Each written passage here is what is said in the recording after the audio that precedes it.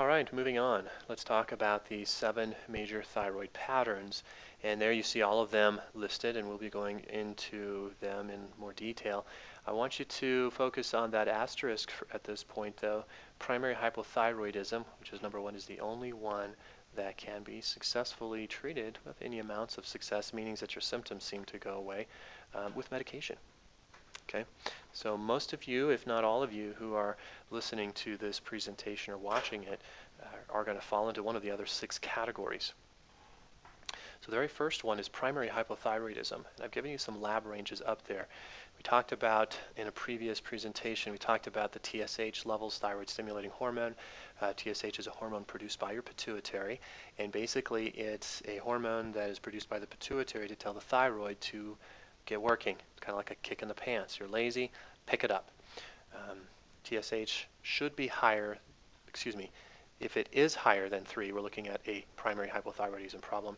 And when I say higher than 3, I'm referring to the functional ranges. Your medical range or your pathological range is 0.3 to 4.5.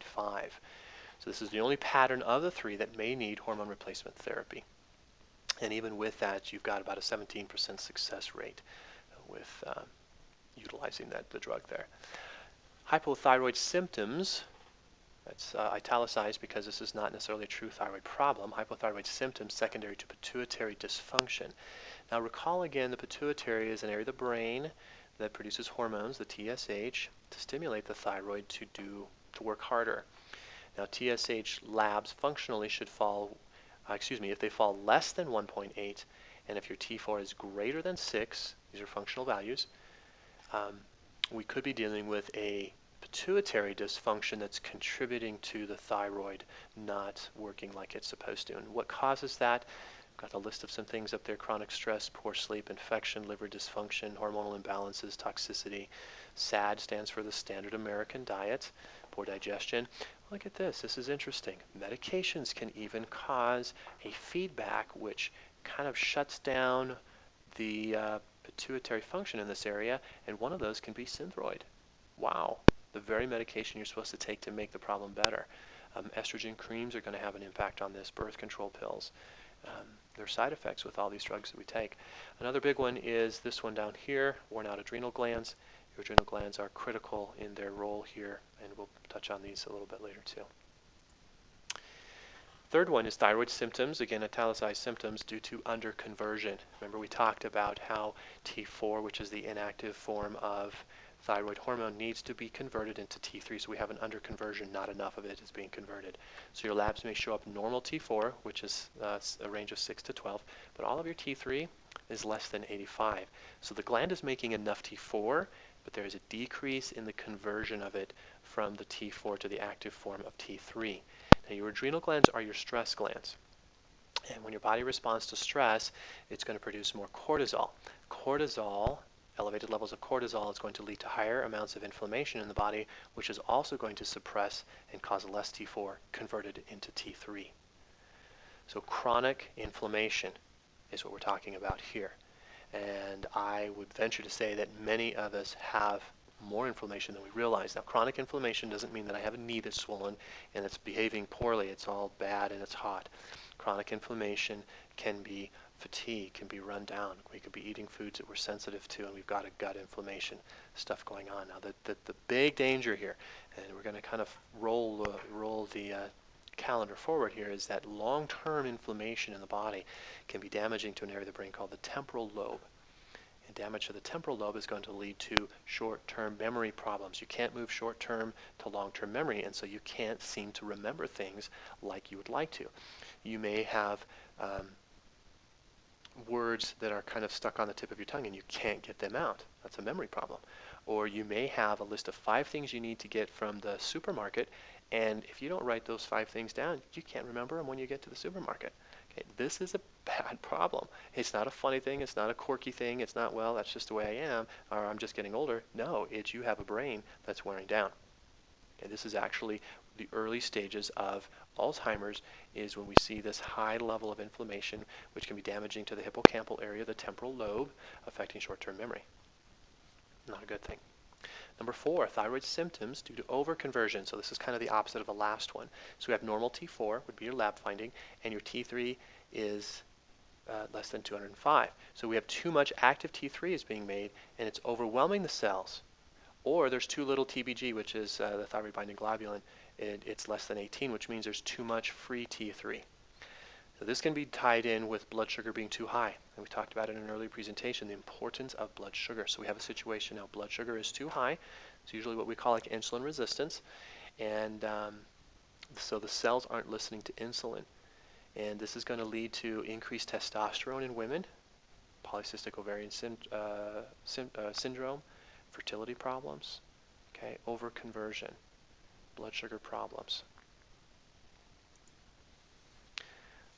Insulin resistance is a situation where insulin's job is to help get the sugar that's in the blood into the cells, and so it's almost like sugar knocks on the door of the cell, and the cell opens the door and lets that sugar come in.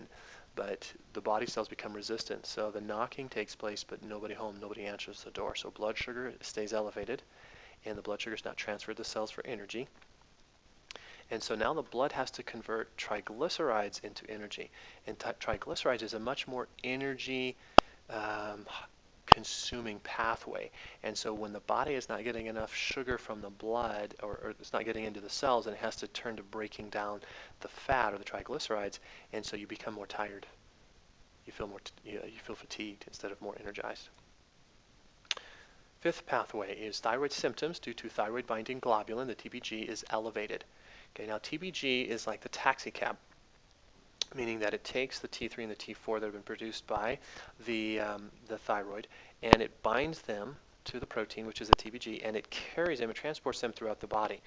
And so they're kind of like a taxi cab. Well, if we have too many taxis and taking all of these passengers in, then it's like they lock the doors and they can't get out. So they maybe deliver them to where they need to go, but they don't get out so that they can actually do their job. Now this can happen from high levels of estrogen and progesterone. So if you're doing oral contraceptives, estrogen replacement therapy, progesterone creams, these can create a situation where we're negatively impacting the functional components of thyroid. Number 6, thyroid symptoms due to thyroid resistance. The pituitary and thyroid glands are fine, and so are the hormone levels. However, the thyroid hormones aren't getting into the cells, and this one can relate back to chronic stress. Now, let's talk just briefly about stress. How many of you have stress? We all do. We live in a very stressful society. We have jobs that demand things from us. We have deadlines. We work long hours. We have financial concerns. We have parental or familial concerns. We may not be as healthy and as active as we'd like to. We have lots and lots and lots of stress. You may say, well, that's my normal stress, or that's my job, I can handle it. Well, you may be able to psychologically in the brain handle it, but it doesn't mean the body is always surviving it the same way. And so it has an impact on us over the long haul. So we can create this resistance that takes place. And so it's just things are not working like they're supposed to. So it can be due to the increased elevation of cortisol in the adrenal glands, which are your stress hormones again. And if you are dealing with this type of a situation, but you're taking thyroid hormones, you can actually shut down kind of the thyroid function. So you're overstimulating these thyroid hormones. And so the body cells that respond to them actually, in the case of like with insulin resistant, they become resistant to even the thyroid's influence on the cells. So that one is thyroid symptoms due to thyroid resistance. And the last one I'm going to talk to you about is thyroid symptoms due to an autoimmune attack on the thyroid. Now, 70% of you out there have an autoimmune condition. So you may display a mixture of hyper and hypothyroid symptoms. And really the only way to definitively diagnose whether you have a thyroid problem is running the lab work. And this typically does not get done because in our traditional healthcare model, the insurance companies have determined that regardless of whether or not you have an autoimmune condition or not, the treatment protocol is still the same. And so you're given Synthroid. So many times autoimmunity tests, the TPO and TBG antibodies, are not run simply because why should we run them if we're going to treat you the same way? But if you have an autoimmune problem, your problem is not the thyroid anymore. Your problem is with the immune system. That is where your focus and your attention needs to be turned to. Okay? Not simply treating the symptom. It's a bad thing to do. So if you do have the antibodies that show up to the thyroid, what's next? Well, we do know that your likelihood of getting other types of autoimmune issues where the body is turning and attacking itself increases with the identification of one. So if, let's say you have a Hashimoto's or Graves', meaning the thyroid is being attacked by your immune system. Well, that means that now you have an increased risk of obtaining another autoimmune issue to somewhere else in your body. If your immune system is that confused and it's attacking one area, it does not going to take very much for it now to begin to jump to something else and to attack it.